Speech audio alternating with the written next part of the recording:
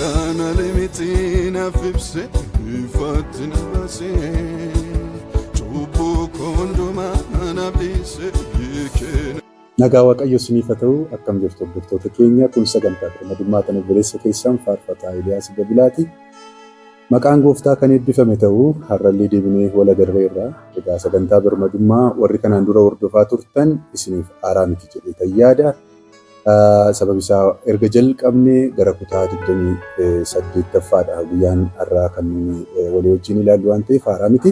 Sagantaan birmadummaa yeroo hundumaa hoobii galgala sa'aatii 3:00 kaaseetu kan inni isiniif darbu torbaniin barumsa walii wajjin walitti fufinsaan barachuu erga jalqabne kutaa 28ffaa keenya inni kana godhe Waaqayyo Gooftaan Maccaa maqaan isaa kan eebbifame haa ta'u barumsa mata duree tokko irratti duwwaadha kan barataa jirru reefuudhuma jalqabna seensuma keessadha kan yeroo dheeraa turre nama Waaqayyotti dubbate akkamiin beekna kan jedhu isa kanadha kan nuni irratti ilaalaa jirru nama Waaqayyo itti dubbate akkamiin beekna kan jedhu qabxii tokkorra jirra reefu amma qabxii tokkoffarra jirra nama Waaqayyo itti dubbate kan nuni ittiin beeknu bara kakuu haaraa kana keessa namoota nuni safartuu godhannee itti fayyadamnu irraa barannu keessaa tokko raajicha guddaa bara kakuu moofaa keessa waa'ee isaa raajamaa ture Yohaannis Cuuphaa isa safartuu keenya godhanneetu ittiin ilaalaadha jirra. Dubbiin Waaqayyoo nama kana utuu inni lafa onaa keessa jiru laga Yordaanos keessa tuunni jiru iddoo Waaqayyo gara isaa dhaqe Waaqayyo isatti dubbate erga Waaqayyo isatti dubbate maal godhe kan jedhu qabxii tokko reefu Yesuus Kiristoosiif karaa baasa kan jedhu ilaalaa jirra. Ammayyuu san xumurree Yesuus Kiristoosiif karaa baasa jennee Yesuus Kiristoosiif karaa baasuu irrattidha kan inni hojjete. Waa'ee dhimma ofii isaatii ammuma kanatti hin kaasne Yohaannis Cuuphaanii karaan kun karaa akkamiiti kan jedhu walii wajjin ilaalaa jirra. Karaan kun karaa akkamiiti? Karaa baasne gaafa jennu maal gaafa goonu isa jedhu hiyyeessota irratti kan xiyyeeffate hiyyeessota gargaaru hiyyeessonni lafaa ka'uudha qabu inni sooressi gad dhufee hiyyeessa fuudhee fi qixxeessuu kanarratti hojjechuun akka irra jiraatu hiyyeessota ignoor gaafa goonu rakkina guddaa Gooftaan Yesuus Kiristoos gara keenya akka hin dhufne akka inni nuun eebbifne akka inni nuun fayyifne fayyisuu Waaqayyo arguu akka nuun hin dandeenye Luqaas bareechee barreesseera waa'ee kana. Arrayyuu waa'eedhuma kanaadha kan nuun walii wajjin ilaallu. Karaan kun karaa akkamiiti? Hiyyeessa gargaaruun dirqama. Hiyyeessa hin gargaarru taanee jennaan fayyisuu Waaqayyo hin arginu. Isa kana mootummaa Waaqayyoo keessaa lamanu dhabamsiisuutti ga'a jennee torban darbe walii wajjin ilaalleerra. Har'a immoo inni biraani karaan kun karaa akkamiiti isa jedhu. Karaan kun karaa akkamiiti? Yohaannis Cuuphaan karaa baasaa kan inni jedhu keessaa tokko karaa akkamiiti? Isa jedhu qabxii biraadha kan walii wajjin ilaallu. Karaa gaafa jedhu Yesuus Kiristoos akka inni gara keenya hin dhufne karaa kana kan nu jalaa cufu karaan kun immoo karaa akkamiiti? Isa jedhu waluma wajjiniin interchangeably wajjiniin wal jijjiirreetu walii wajjiniin ilaalla. Malaammaltummaa irrattidha kan inni dubbataa jiru. Malaammaltummaan yoo dhaabbachuudha baate Yesuus Kiristoos akka inni gara keenya hin dhufne karaan inni irra deemu karaa qulqulluudha. Yesuus Kiristoos qulqulluudha. Waaqni keenya qulqulluudha. Karaa jallootaarra hin deemu. Akka inni biyya keenya hin dhufne akka inni akka dhuunfaatti nu bira hin dhufne akka inni itti nun arganne fayyisuunsaa akka inni nu bira hin geenye kan godhu keessaa inni guddaan abbootiin taayitaa gaafa isaan malaammaltummaadhaan laaqaman. Yohaannis Cuuphaa bira sagaleen Waaqayyoo gaafa dhaqe isa kanaan morma ture. Namoota Waaqayyoo har'a nutti dubbateera jedhan tajaajiltoota kan jedhan nu hojii Waaqayyoo hojjenna afaan Waaqayyootiin nu warri jedhan warri dhugaan inni kun isaanitti hin tolu. Isa kana dura dhaabbatanii mormu. Akka waldaa kiristaanaatti dura dhaabbatanii mormu. Akka dhuunfaatti dura dhaabbatanii mormu raajonni duri. Bara kakuu moofaa keessas haa ta'u bara kakuu haaraa keessas haa ta'u malaammaltummaatu jira waan ta'eef hundaa harka keessan gara kootti ol hin qabinaa jedha Isaayyaas gaafa raajuu Waaqayyo gaafa sitti dubbatu hin soominaa hiyyeessa harkaatii utuu humnaan utuu miitanii utuu ajjeeftanii utuu acuuccanii harka keessan soomaaf sagada keessan ani hin barbaadu harka keessan gara kootti hin qabin ani isinirraa galagaleera jedha ture Waaqayyo. Akkasitti dubbatu turan egaa raajonni warri durii mootota birallee dhaqanii akkasiin kan isaan itti dubbatan. Amma dhuguma akkasi dhaare raajota warri ofiin jedhan har'a nun afaan Waaqayyooti warri jedhanii burraa karrayyuu kan jedhan sooshaal miidiyaa irraa kan sirban. Kana qofa miti televizyiinii mataa isaanii banatanii warri sirban kun dhuguma akkasidha. Walii wajjin hin ilaalu. Yohaannis Cuuphaan maal godhaa akka inni ture walii wajjin daqiiqaa gabaabduu kana walii wajjin ilaalu dhimma malaammaltummaa Yesuus Kiristoos akka dhuunfaatti akka inni nu bira hin geenye fayyisuunsaa akka inni nu bira hin geenye akka biyyaatti akka waldaa kiristaanaatti akka nuun hin fayyine kan nu godhu dhukkubsattoota kan nu godhu inni hangafa tokko Yohaannis Cuuphaan jedhee lafa onaa keessaa kan isa iyyisiisaa ture isa kana ture. Mee Waaqayyoon kadhanneetu itti fufna. Walii wajjin barumsa keenya itti fufna. Gooftaa keenya galanni siif haa ta'u har'aan nu keessatti maqaan kee haa eebbifamu. Kun dubbii keeti. Nutti dubbachuu jaallatteetti galanni ulfinni siif haa ta'u. Sagantaa kana kan hordofan maqaa Gooftaa Yesuus Kiristoosiin kan eebbifaman ta'an. Yaa Waaqayyo barumsa kanaan jireenyi isaanii agaddara. Qulqulluun sagalee keetii isaan bira ga'u. Kan akka isaan dubbii kana hin hubanne isaanii sammuu isaanii aduuchu maqaa Gooftaa Yesuusiin kan rukutame ta'u. Nagarabecha keessa yaa Waaqayyo natti dubbadhu na gargaari maqaa Yesuus Kiristoosiin si kadhanneerra. Ameen. Tole Luqaasii boqonnaa 3 irraati caqasuma kana fayyadamne caqasuma kanarra dhaabbanneetu kan nuun walii wajjin ilaalaa jirru Luqaas boqonnaa 3dha. Luqaas boqonnaa 3 lakkoofsa 4 kaaftanii yoo ilaaltanii kunis macaafa Isaayyaas rajjaa keessatti sagalee lafa onaa keessaa hin iyyaa dhagaa dhaggeeffadhaa gooftichaaf karaa tolchaatii haraa daandiin irra deemus qajeelchaa jedheetu lakkoofsa 5 irratti dachaan hundinuu haa guutamuu tulluun gaarri hundinuu haa kuffiifamuu karaan jal'aan haa qajeelfamuu wal caalaanis wal qixxeeffamuu jedheetu namoonni hundinuu fayyisuu Waaqayyoo in argu jedha gaafa kun ta'u kan jedhu caafamee jira jedha. Akkuma kanatti Yohaannis namoota cuuphamuudhaaf baay'atanii gara isaatti ba'anii gorsuutti ka'e.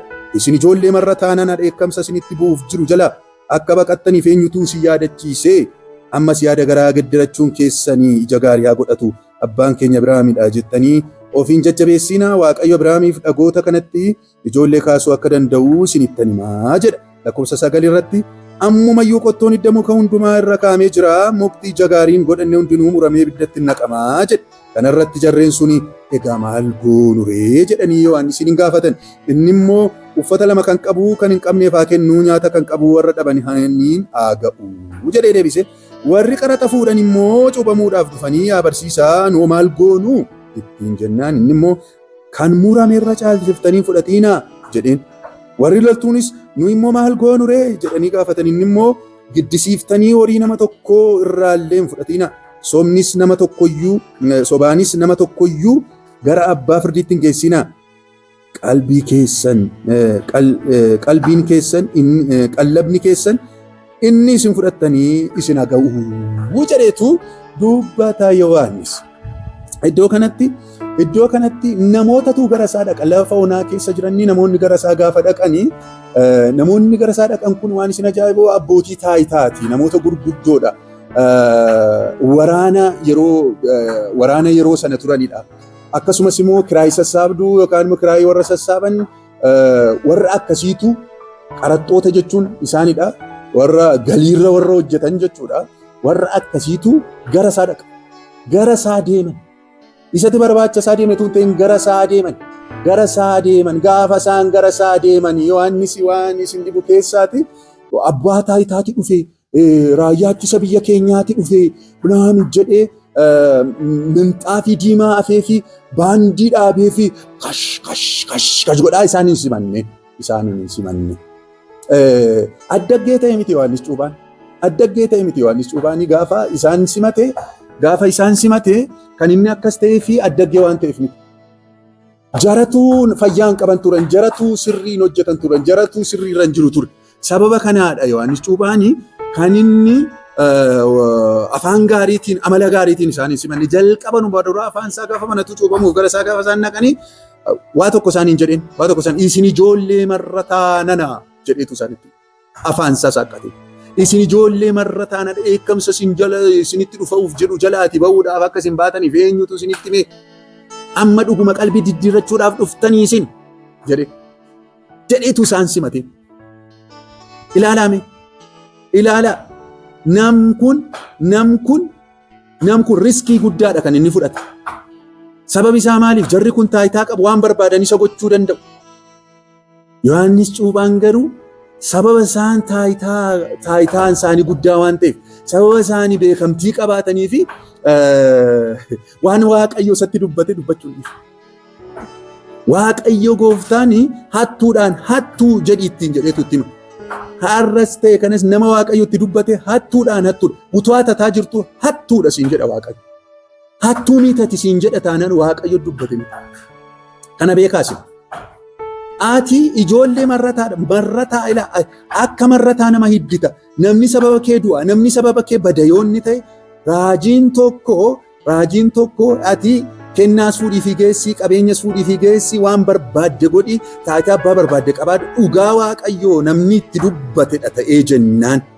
Ati tu'aat akkas gootu waati mucaa kooti siin jedha gooftaan. Elaamee ganaan taayitaa biraa sii kenna, ganaan si guddisaa, ganaan si bal'isaa hin jedhu Waaqayyo. Ati ijoollee marrataati ati jedhetu fuula sitti dubbata Waaqayyo. Nama Waaqayyo isaanitti dubbate akkasidhaan. Yohaannis Cuuphaan taayitaa qabaadhu, taayitaa hin qabaatiin. Yoo du'e hin du'a, sinumaa hin du'e sinumaa. Waan dhugaa Waaqayyo isatti dubbate waan dubbateef du'e Yohaannis Cuuphaan.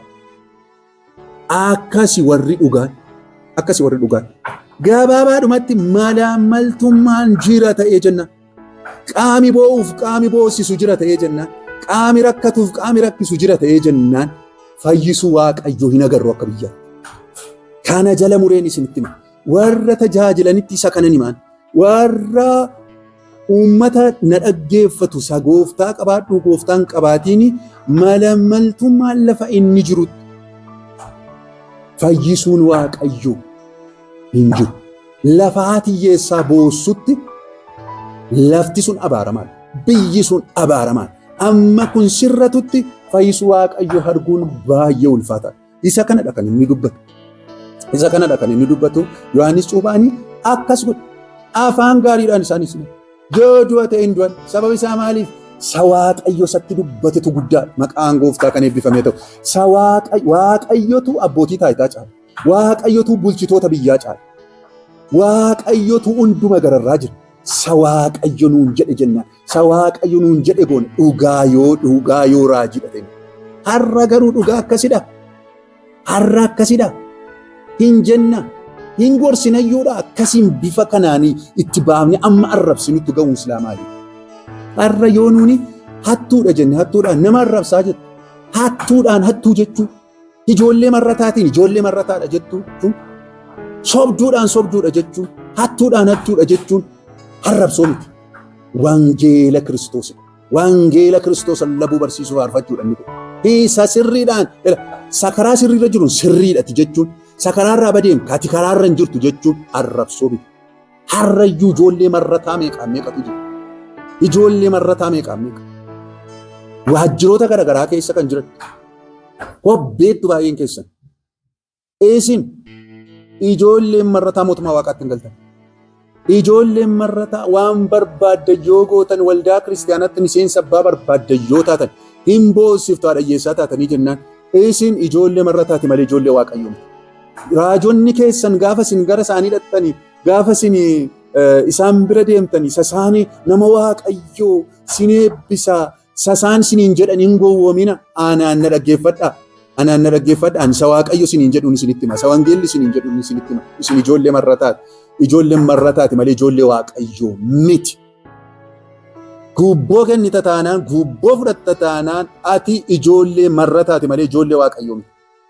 Tokko kana jala mureen isinitti hima. Abbootii taayitaa keenya kan balleessu. Abbootii taayitaa keenya akka isaan karaarra hin deemne itti dheekkamuu dhiisanii achumaan akka isaan badan, akka isaan biyya balleessan ofii badanii akka isaan biyya balleessan kan godhan raajotatti sobduu har'a addaraasha gurguddaa banattee jirtu kanatti. Achittidha kan isaan wal guuran. Mana isaaniitti waammatu, mana isaanii dhaqu. Mana kee gaafa isaan dhaqan utuu raajii sirriidha ta'aati hin duuta bifa kanaan itti fufteennan biyya sin balleessite ofii kee sin badda jettee gorsita turte sila. Hingootan isin kana. Hingootan isin kana. Yohaannis Cuuphaan gaafa isaan gara isaa dhaqan waan ajaa'ibe keessaa inni guddaan dhimma ofii isaatii tokkotti ni mana. Mana hin qabu namni kun. Uffannaa gaarii hin qabu. Nyaata gaarii hin qabu. Lafa onaa keessa kan inni jiraatu. Mee manuma wayii tokko warra waajjira lafaatiin mee kaaree mammuma kanaallee naa kenna jechuuti isarra ture. Hin jenne haadha hiyyeessaan cunqursiinaa ittiin jedheen. Yeroo isaan tokko tokkoon maal goonu gaafa isaan ittiin jedhan waa tokko iyyuu waan gootan hin qabdan isin koo qulqulluudha hin jenneen. Aatirra caalchiftee warra kiraayii sassaaban warra galiirra hojjetan. Kan murame caalaa kan mootummaan muree sitti kenne akka godhi kan isin jedhe walitti hin fudhatiin irraan fuudhiin maddaan nyaatiin jedheetu itti hima ture. Warra waraana raayyaatti isaatiin humna keessanii fayyadamtanii mana cuucinaa ittiin jedha ture.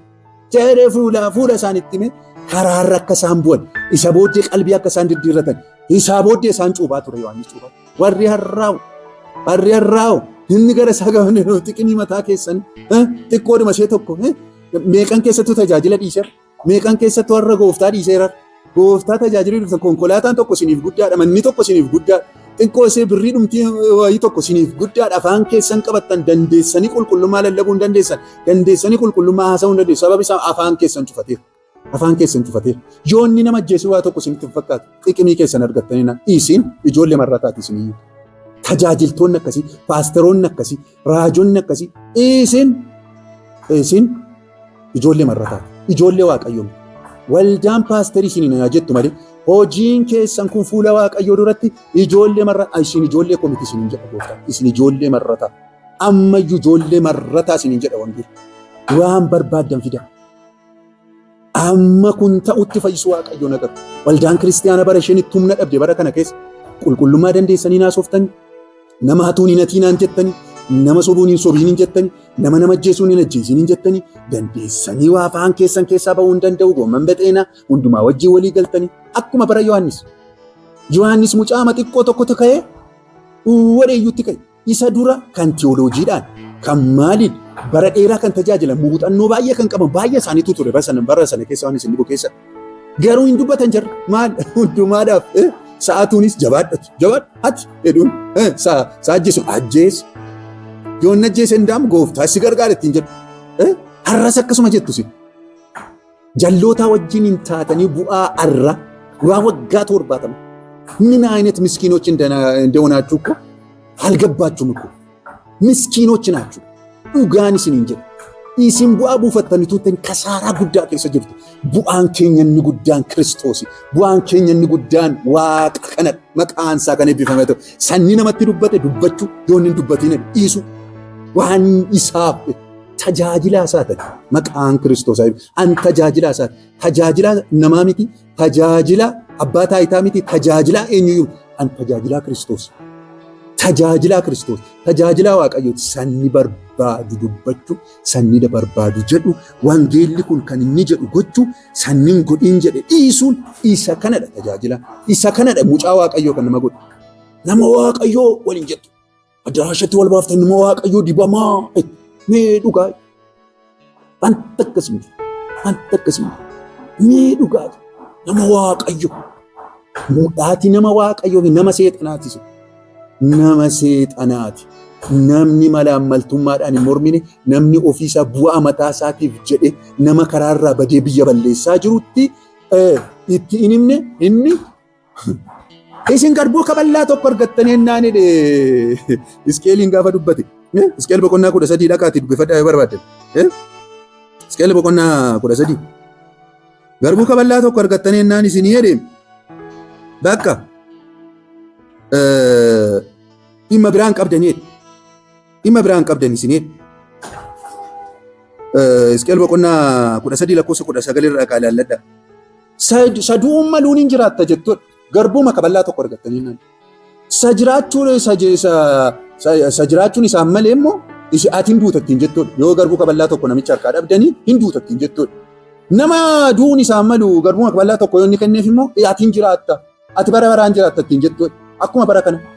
Yoo argattan gaarii raajjuu yoo argattan xiqqooma tokko harka keessa isin keenyaan raajaa ooltu. Saree namichaatiif iyyuu raajjootti kaatan mootummaa waaqaatti gala sareen keeyyootu keessa baatan.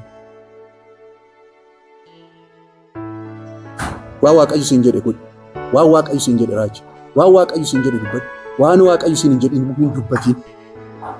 Maaloo fayyisuu waaqayyo agarru obboloota koo. Fayyisuu waaqayyo biyyarraa kan ittise nuyi tajaajiltoota. Nuyi tajaajiltootatu fayyisuu waaqayyo biyyarraa ittise. Waaqayyo akka biyya keenya hin eebbifne kan godhe tajaajiltoota nuyi. Waan waaqayyo nuun jedhu haa jennu. Sakaraarraa maqe karaatti adeebifu. Sakaraarra jiru ajajjabeessinu. Isaa ala waaqayyo achi nurraa galagala obboloota koo. Achi nurraa galagala. Gooftaan maccaa isin haa eebbisu. Sagantaa kana hordofaa kan jirtan eebbifama. Waaqayyo isin haa eebbisu.